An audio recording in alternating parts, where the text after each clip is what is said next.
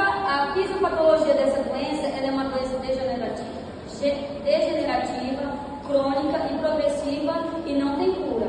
Ela ocorre no mesencéfalo, na parte do córtex primário, no lobo frontal, e esse o córtex, calma pessoal, eu vou lembrar, o córtex primário, ele manda informação para a medula. E a medula, então ela é dividida, essa fase de fisiopatologia é dividida em dois tipos de conjuntos de neurônio. Então ela pega o neurônio superior, que é aqui no córtex, no córtex motor, e aqui na medula, que é na parte anterior da medula, que ele atinge só de um lado. E aí a medula ela é responsável de mandar o comando do movimento para a musculatura. E ela tem duas divisões, a divisão ela lombar e ela espinhal. A ela lombar é essa que eu mostrei para vocês agora, que ela comete o córtex, que ela não manda informação, só manda a comunicação para a medula. E já ela espinhal é quando a medula manda informação para o músculo e o músculo ele não executa o movimento. E a ela lombar, ela tem os sintomas de... o que ela comete?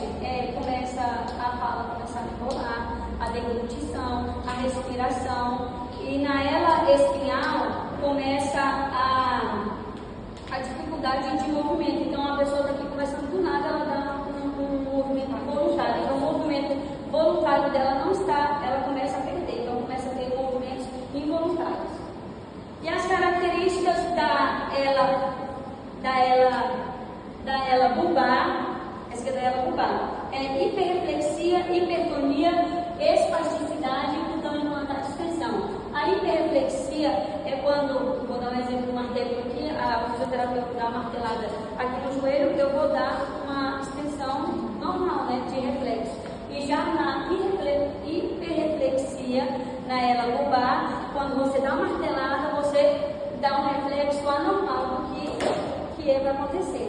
A hipertonia é a rigidez dos membros, e a espasticidade é quando tem aquela contração involuntária de uma vez. A mão está aqui parada e a mão ela acontece aquela contração. E o cutâneo plantar é quando você está andando e perde o movimento da dorsiflexão. Então fica tendo aquela marcha escapante, né?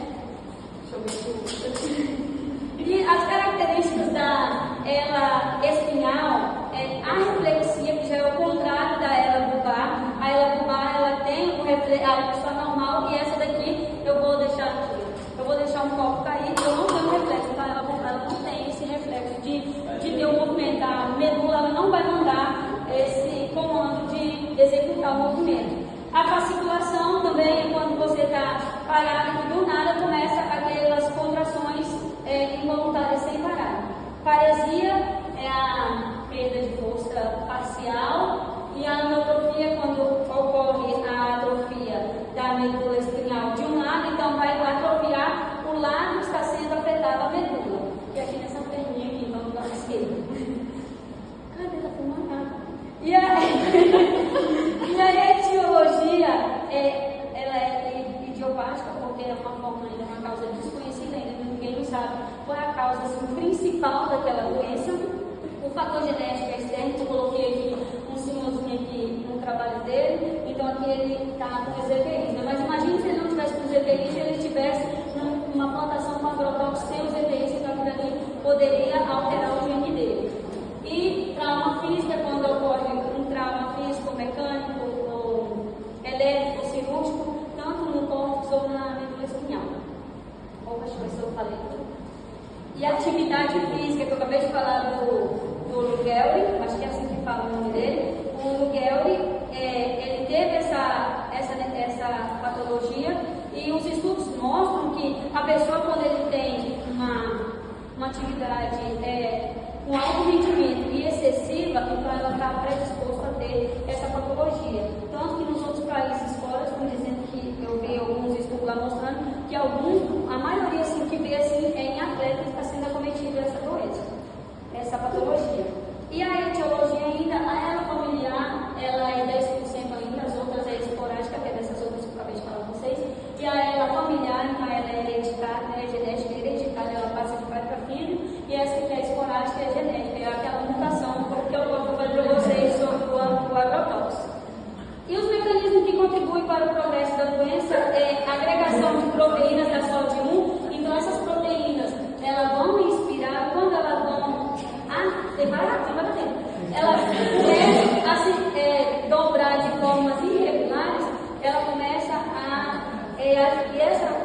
proteína de sódio 1 é uma enzima.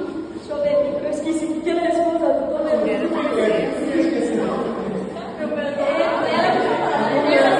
essa proteína é responsável por proteger os danos lá no oxigênio na célula. E então, quando tem esse excesso de sódio 1, então a célula começa a ficar desregulada. E uma das coisas que eles acham no gene é essa sódio 1, que já descarta, não, já descobre que tem uma sinalização ali para ela. A disfunção mitocondrial é a energia que a célula, né, o nome, né? Mas a célula ela não deixa de. Ela deixa de. Porque a disfunção ela é responsável pela respiração da célula. Então, se a respiração da célula não tiver energia ATP, então ela tem uma disfunção, um déficit de mitocôndria, que é a respiração celular. E a excitosidade, por que está aparecendo isso aqui também? A excitosidade, excitotoxicidade, ela é, vou falar sobre o glutamato primeiro, glutamato. Nós temos aqui dois neurônios. Então, esse neurônio, o glutamato bebelinho, aqui nós temos vesículas e aqui os neurônios. Neurônio não, os neurotransmissores, que eles são neurotransmissores excitatórios. Então, quando ocorre o excesso de depósito de neurotransmissores excitatórios lá na fenda sináptica, então entra muito sódio e muito cálcio na célula, então acaba ficando mais ainda. E aí depois aí isso é chamado de excitotoxicidade. E aí depois de tudo isso a célula entra em apoptose, que é a morte celular. Deixa eu ver o que mais. E o pulmão, aqui nós temos o pulmão saudável, mas na esclerose lateral amiotrófica, a maior 80% dos pacientes morrem por insuficiência respiratória.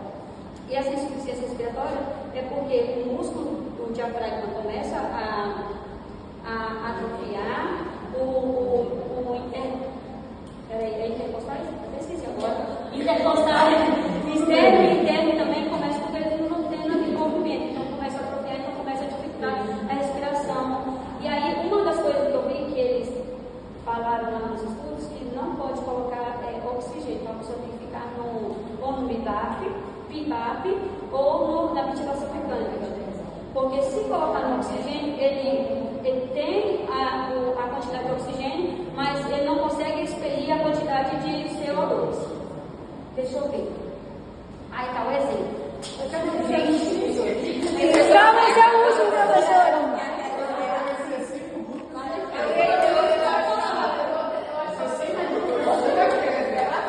Aí, professora, nós temos aqui, como se fosse uma cafeteira. Vou pegar o exemplo do neurologista lá, o Osídio, que ele falando. E aí ele falou que aqui é uma cafeteira, e aqui nós temos o Benjamin, e aqui é como se fosse a tomada da roda. Aí ele falou, não adianta tratar a atrofia se não tratar também lá no Benjamin, que o Benjamin seria a medula espinhal. Ou se não tiver com problema na medula espinhal, tem que tratar lá na tomada, que seria